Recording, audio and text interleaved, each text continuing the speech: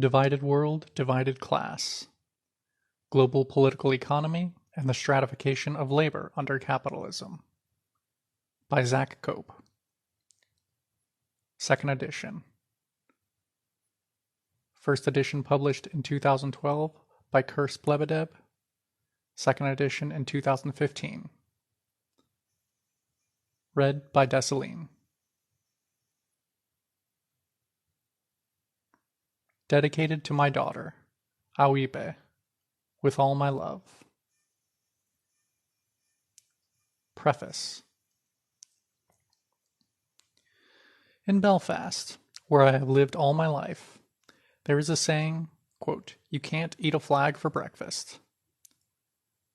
Particularly as it is used by the social democratic and liberal left, this saying is supposed to demonstrate axiomatically that the national question in Ireland, that is, whether Ireland is to form a united and sovereign nation, or whether it is to be ruled in whole or in part from Britain, is entirely distinct from purely economic struggles over income, wages, and working conditions, and, furthermore, that nationalist politics, whether Irish or British in orientation, are a malign distraction from the common interests of the working class in these same, quote, bread and butter issues.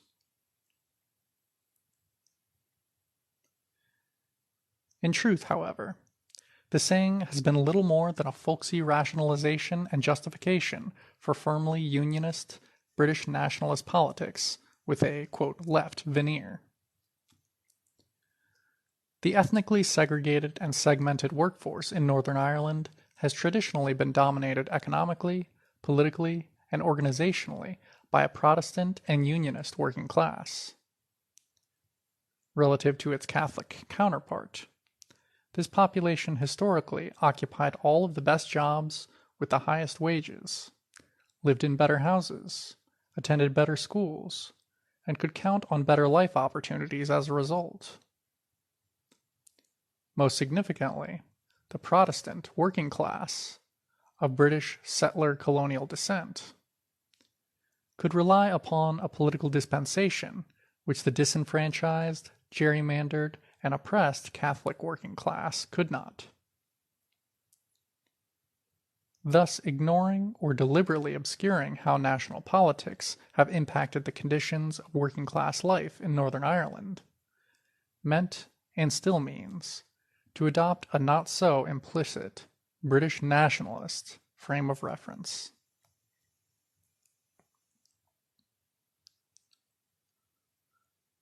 The present work is a study in the politics of class within the capitalist world system. It examines, on a historical basis, power struggles surrounding the distribution of socially created wealth and the relations of production which determine the same. Specifically, it is an attempt to explain and relate 1. The enrichment of the working class of the core, metropolitan, or first world nations within capitalist social structures. 2. The massive and growing income disparity between the people living in advanced capitalist societies and those living in peripheral, economically extroverted, or dependent capitalist societies. And 3.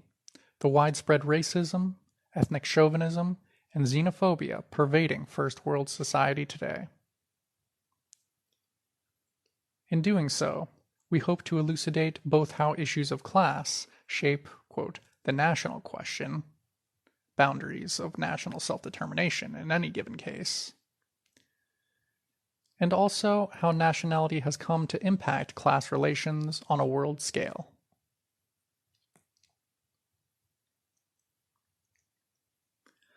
The introduction of the present work relates the concepts of class, nation, and, quote, race under capitalism, concentrating in particular on addressing the connection between racism and colonialism.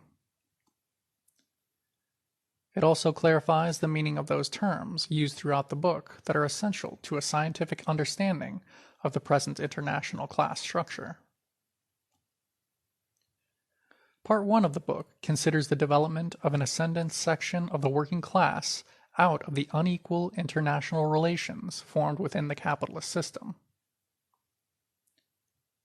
Drawing on world system and dependency theory, it delineates certain, quote, stages of global capital accumulation. Corresponding to these stages is a dynamic ordering of the international economy into a core and a periphery, and the dissemination of, quote, popular ideologies of elitist supremacism in the former.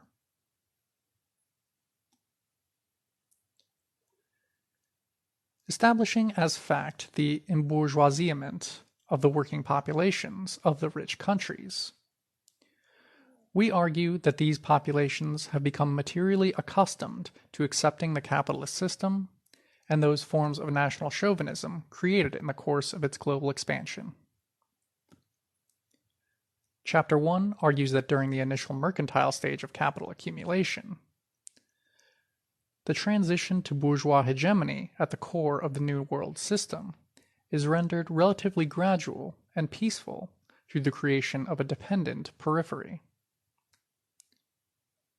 It argues that a capitalist polity based on internal colonialism cultivates imperial chauvinism within the broad petty bourgeois populace.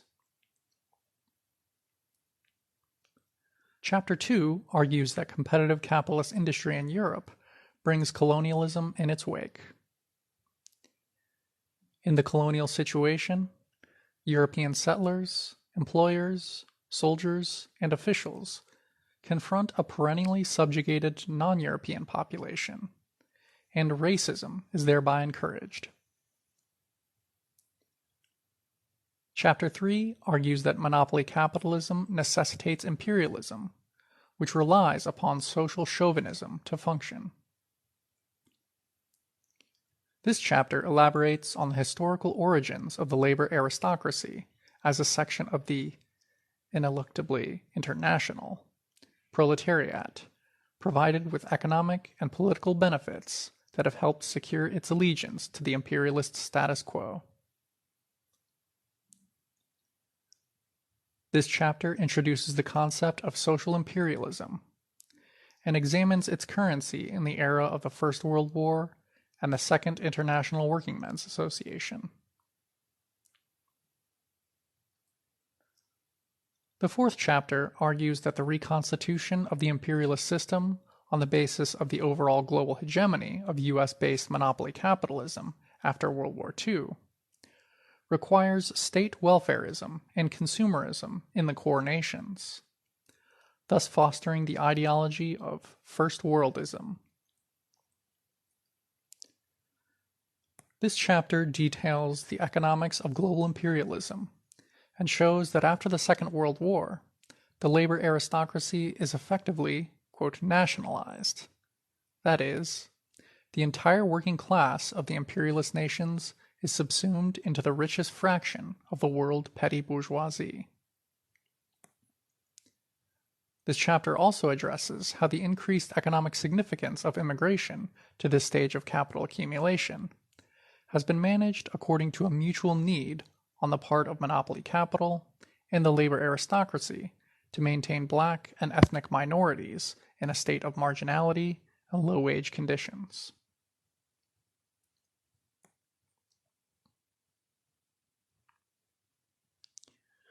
Part 2 of the book argues, in abstraction from the reality of institutional discrimination against immigrant and minority ethnic populations favoring white workers, that, in the context of the contemporary capitalist world system, little or no legal exploitation takes place within First World borders. Having established the global split in the working class as being the product of imperialism, this second section of the book measures the extent of that divide today by means of empirical investigation, specifically by operationalizing concepts such as unequal exchange and capital export imperialism, which purport to reveal the mechanics of global value transfer. It provides both a means of measuring and an account of the super wages, wages supplemented by super profits, that the first world working class is in receipt of today. Using certain formulae, statistical data is consulted and an estimate of uncompensated south to north value transfer is presented. This section concludes with a critique of ostensibly, quote, left defenses of global wage differentials.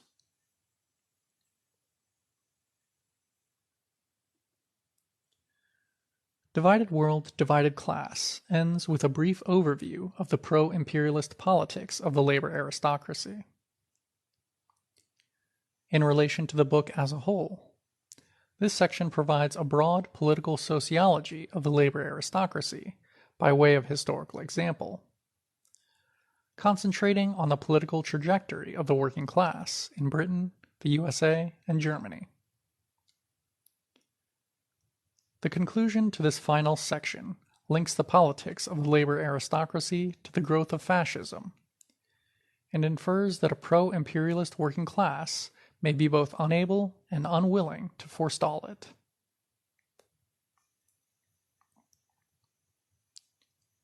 Overall, the book argues that the conditions of life for the working class in the countries of the global north are predicated upon the immiseration, national oppression, and exploitation of the workers and farmers of the global south.